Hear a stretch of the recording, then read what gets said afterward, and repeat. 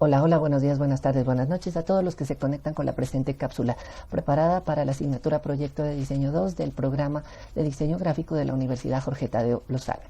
Hoy nos corresponde hablar sobre la personalidad de la marca, pero además, como pueden ver, abrimos con este sello de certificación que nos avala como docentes responsables. Un saludo para los profesores Germán y Marta. Entonces, en cuanto a la personalidad de la marca, bueno, hay varias cosas que decir. Seguramente muchas de estas van a quedar en el tintero. Pero la idea de esta pequeña cápsula es un poco que logren encontrar ese look and feel, ¿lo entienden?, de la marca con la que se encuentren trabajando. Entonces, dice, una forma de caracterizar una marca es identificando su personalidad.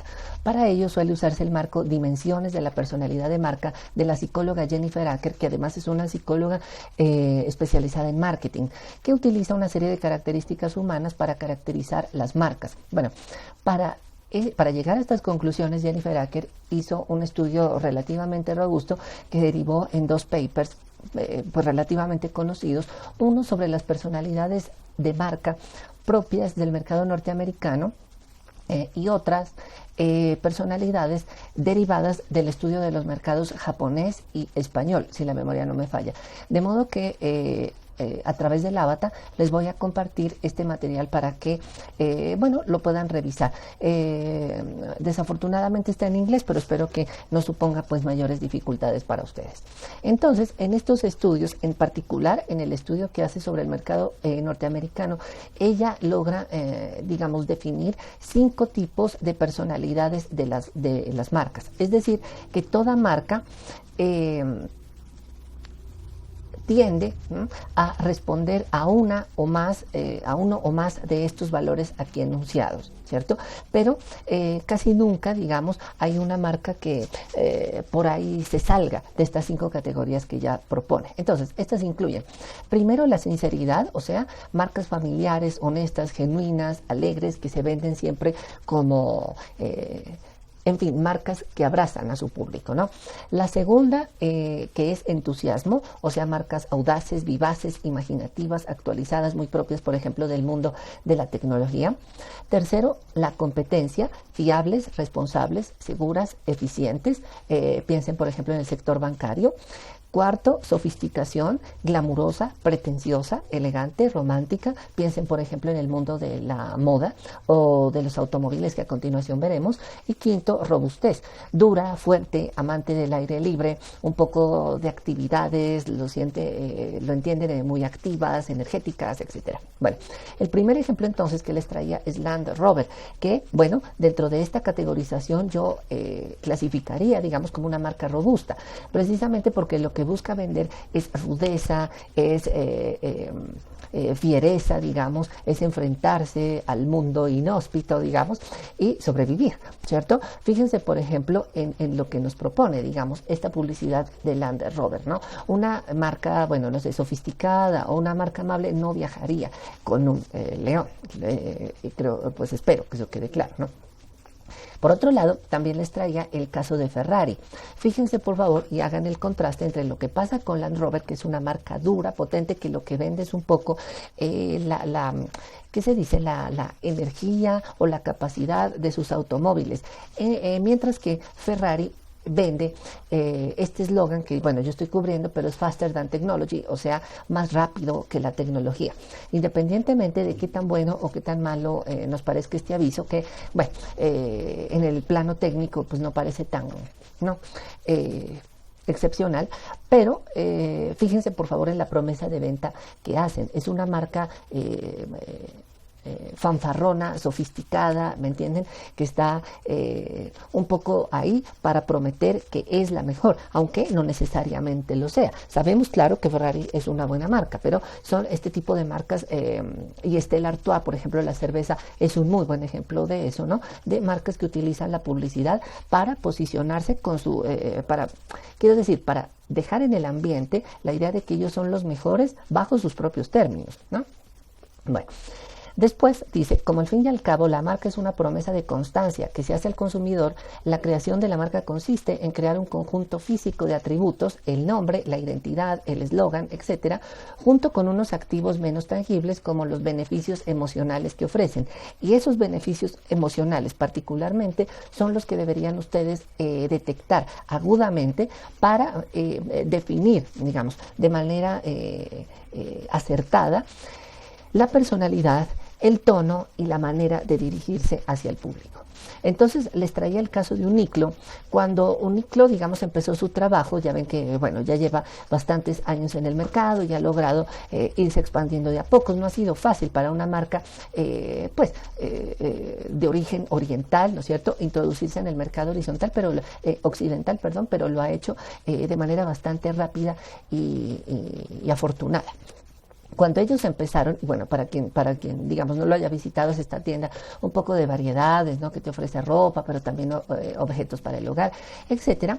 Cuando ellos empezaron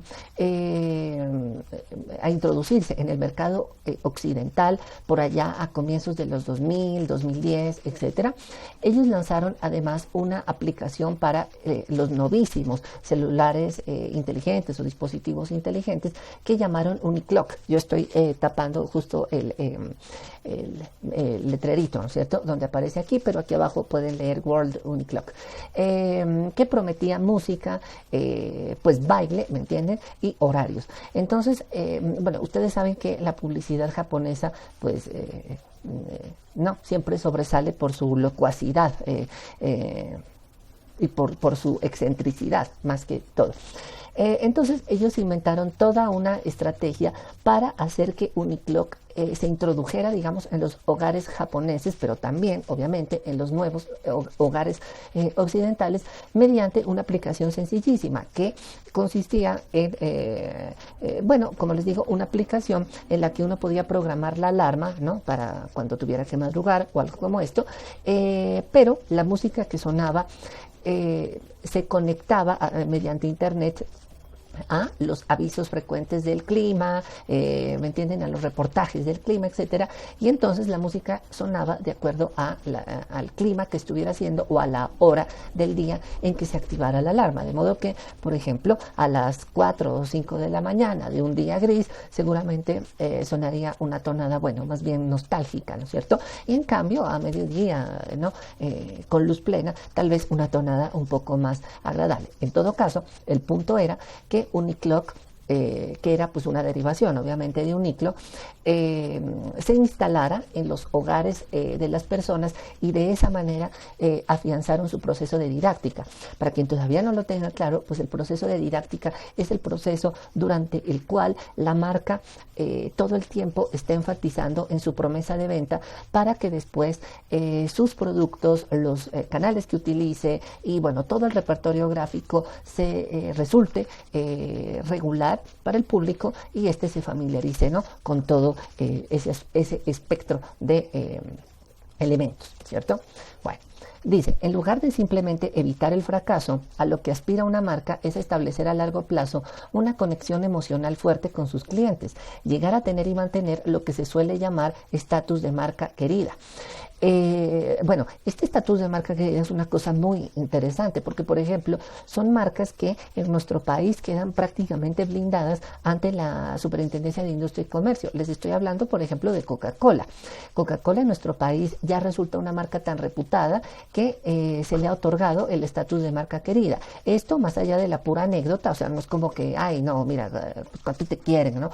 No. Más allá de eso, tiene que ver con una protección legal que se hace a esa marca. Es decir, no puede existir ni siquiera una marca nueva que se le parezca, más o menos. De modo que, como les digo, queda herméticamente blindada ante la competencia y, obviamente, crear un lazo emocional con el público, pues es la aspiración, yo creo que de la marca incluso la más pequeña, ¿no?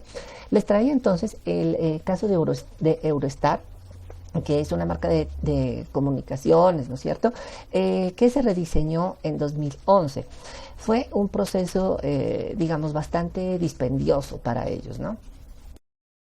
porque se trataba de, bueno, de unos ferrocarriles, ¿no es cierto?, que sobre todo me parece hacían el recorrido entre París y Bruselas, ¿no es cierto?, pero gráficamente pues eran bastante pobres. Era una marca que había logrado una muy buena fidelización, pero pues gráficamente se encontraban muy atrás. El proceso de rediseño les costó muchísimo y bueno, a lo que llegaron finalmente fue a la expresión del movimiento y de la modernidad a través de esa onda que ustedes ven. Tal vez a estas alturas les parezca que, bueno, gráficamente es un poco denso o algo así, pero recuerden que corresponde a otra línea estética. Es el último, digamos, coletazo de esa gráfica muy de brillos, de resplandores, etcétera, que fue tan frecuente, que fue tan recurrente durante la década de los 2000 y los 2010. Entonces, bueno, en todo caso, de lo que se trata es de hablar de la personalidad de esta marca. Cambió de o mutó, o fue de una personalidad pues absolutamente austera, muy institucional, etcétera, no de mucha tradición, a ¿qué se dice? A una expresión de marca un poco más móvil, dinámica, que expresaba aún desde su propia gráfica pues el movimiento, ¿cierto? Bueno, dice entonces, primero, debemos ser mejores, diferentes o más baratos. Es importante cuestionarse para seguir siendo relevantes, simples y atractivos.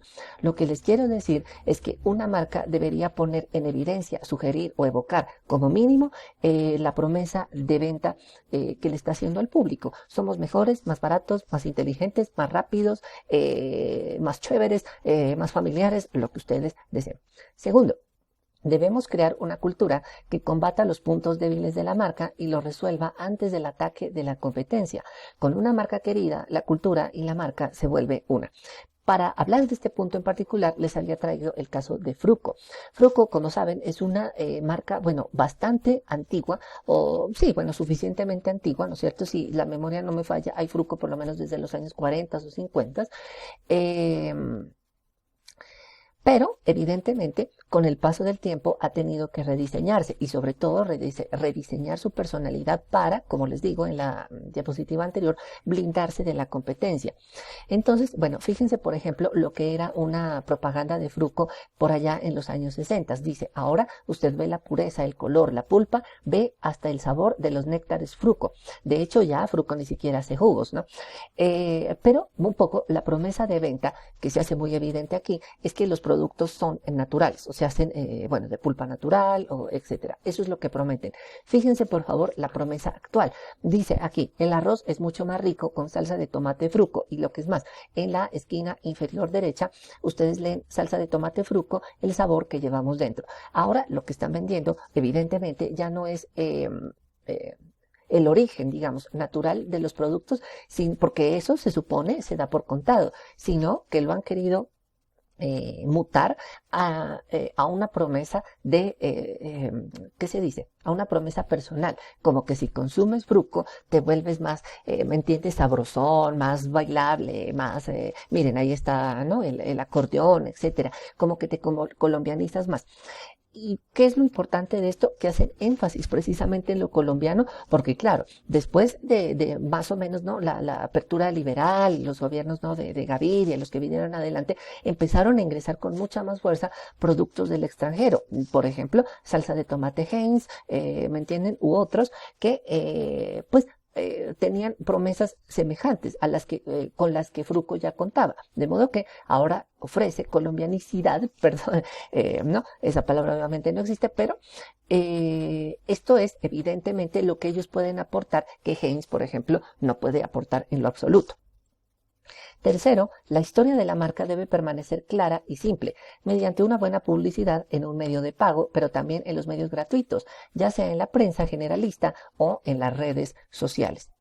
Y cuarto, debemos crear una cultura que combata los puntos débiles de la marca y los resuelva antes del ataque de la competencia.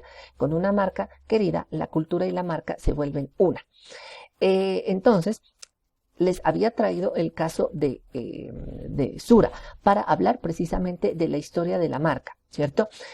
Sura también es una de esas marcas bastante antiguas, me parece que también hay Sura desde los años 50 o 60.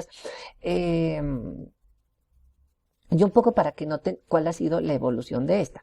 Entonces, empezaron con un comercial que bueno, aquí pueden ver una pequeña imagen. Este comercial además estuvo a cargo de la paradigmática agencia de publicidad Toro o Toro Publicidad y el copy, digamos, de esta campaña era o se había hecho a partir de una canción que era como tú lo que quieres que me come el tigre, que me come el tigre, que era la parte de una canción que se había utilizado pues para hablar de la marca, porque recuerden que ellos eran hasta hace un tiempo unos tigres en protección.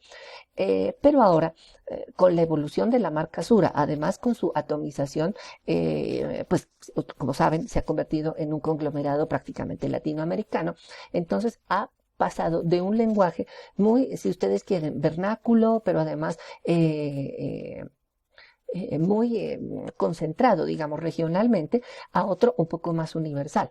Yo estoy tapando aquí esto, pero aquí dice consejos del tigre, hashtag consejos del tigre, y dice, por ejemplo, perder el miedo al fracaso y pensar en grande. Fíjense, por favor, que es un tono pues relativamente familiar, pero se siente de todas formas institucional, porque no te dice pierde el miedo al fracaso, sino perder el miedo al fracaso. Así que hay en el lenguaje una especie de distancia preestablecida con el público. Quinto, las marcas más queridas tienen la frescura de la innovación, siempre un paso por delante de sus consumidores. Cada nuevo proyecto debe reforzar esa idea. Y sexto, debemos encontrar el modo de escuchar a nuestros clientes y de adelantarnos a las tendencias.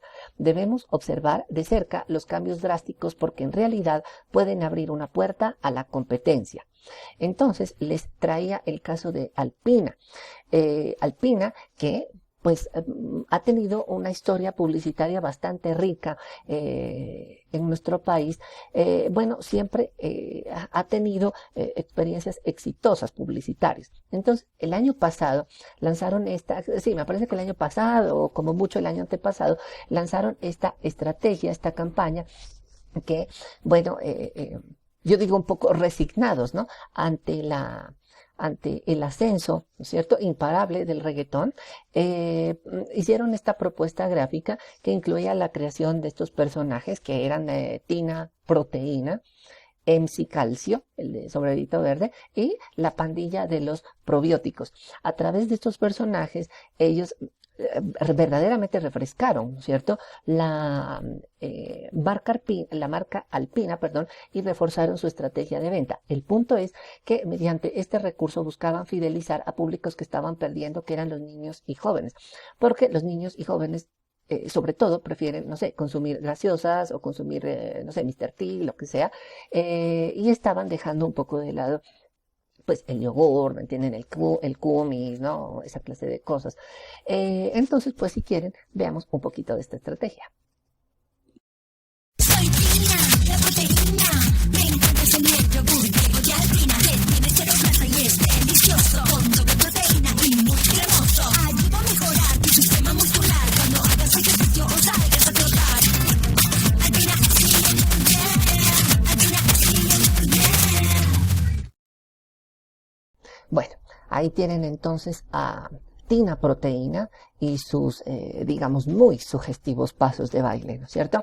Bien, entonces dice, una buena identidad de marca se compone de una serie de elementos interrelacionados cuyo objetivo es comunicar los valores de la marca. Junto con el icono de la marca o el logo, lo más memorable es quizá el titular, conocido también como eslogan. La palabra eslogan viene del gaélico slwag geirm, que bueno, mi gaélico está un poco oxidado, el grito de guerra de los escoceses. Bien, les quería presentar esta estrategia que es una estrategia de la IBM que se llamó un planeta, digamos, más inteligente, Smarter Planet, y que acudía a estas metáforas muy sencillas, pero también bastante eficientes para mostrar qué estaba haciendo la IBM, digamos, por el mundo. Yo estoy cubriendo, pues, lo que dice este cartel, pero dice, por ejemplo, la comida es ahora preparada para el espacio. La Agencia Espacial Europea está usando una investigación, digamos, más inteligente para transformar el 100% de los desechos de un astronauta de nuevo en comida.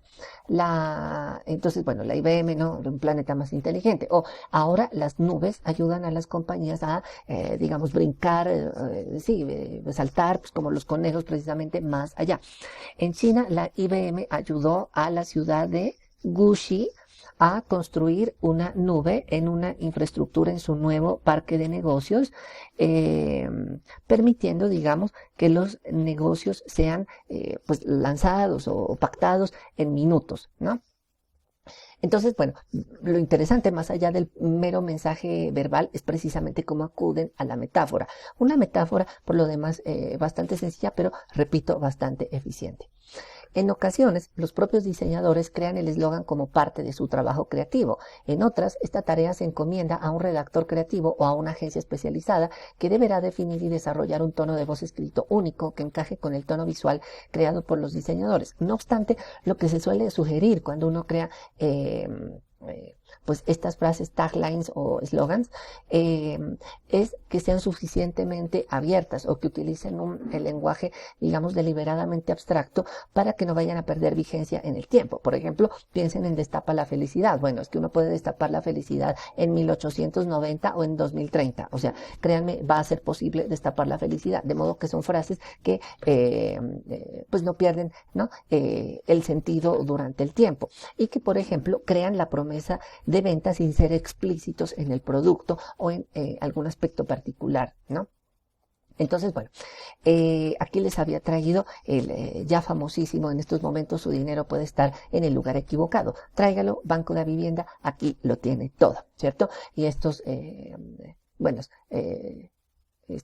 ¿cómo se dice? Rescatistas, digamos, o paramédicos que olvidaron sus llaves dentro del carro, ¿cierto?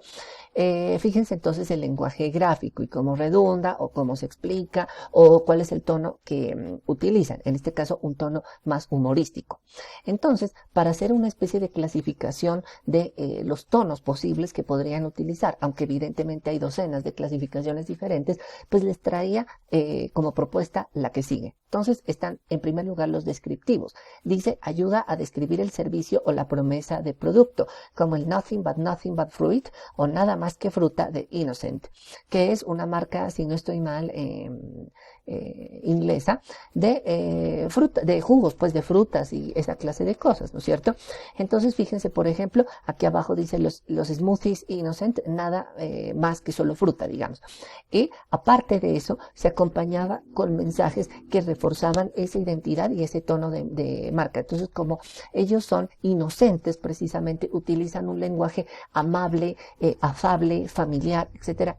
Dice, empieza gentilmente, camina al trabajo o pues bájate del bus un par de paradas antes.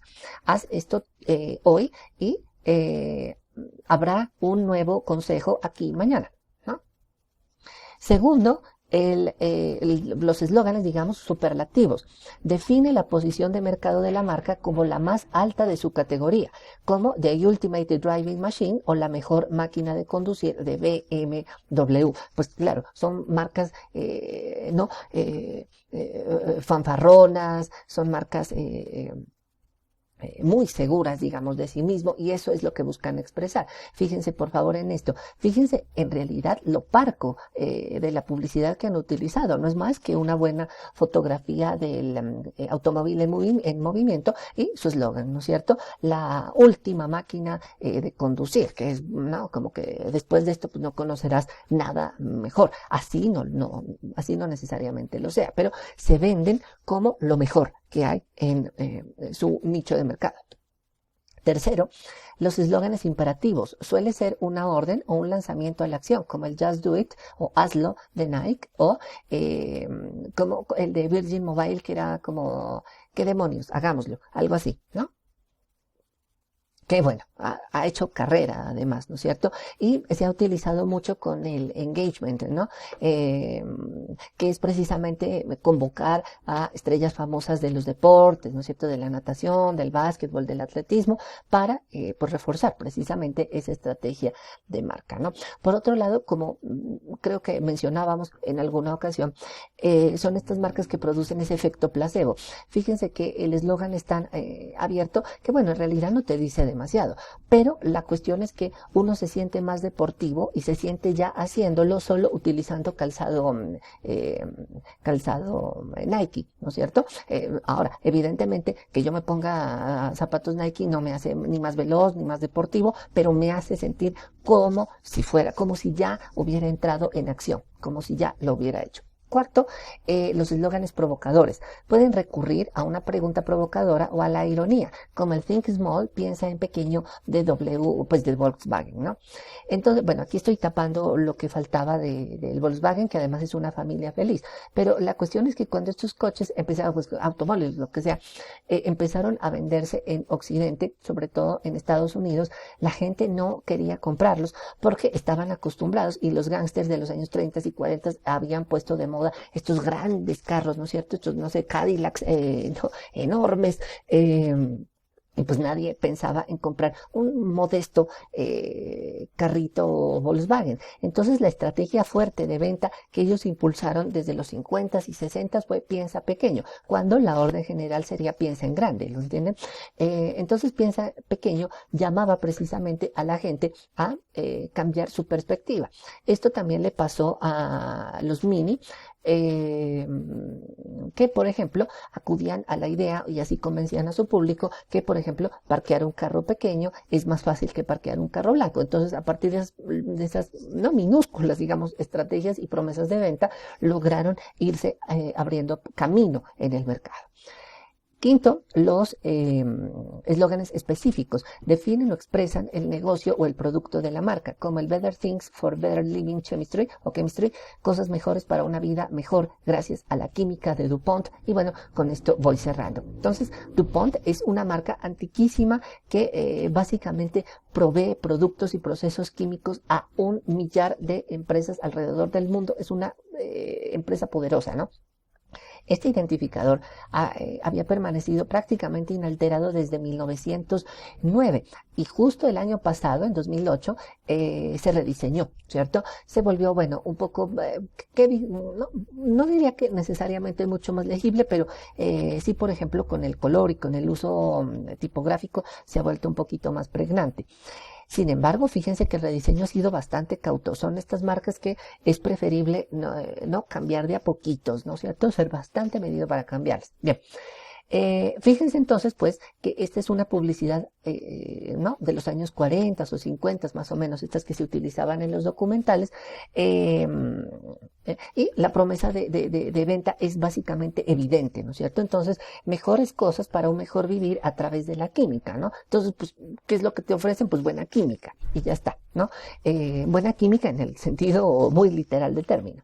Entonces, quisiera acabar esta cápsula con con la nueva campaña de DuPont y esto se los dejo de tarea, piensen en cuál es el nuevo tono de DuPont, cuál es el tono de DuPont que ahora evoca, digamos, para ustedes. Entonces, bueno, con esto me despido. Espero que esta cápsula no haya quedado tan extensa como de costumbre y bueno, como siempre para todos, feliz día, cualquier día que este día sea. Chao. This is not some future far away. This is what we're doing now. Right now. The device you're watching this on. What's inside, we make possible.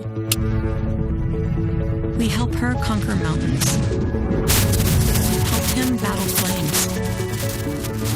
And this, charge full speed ahead.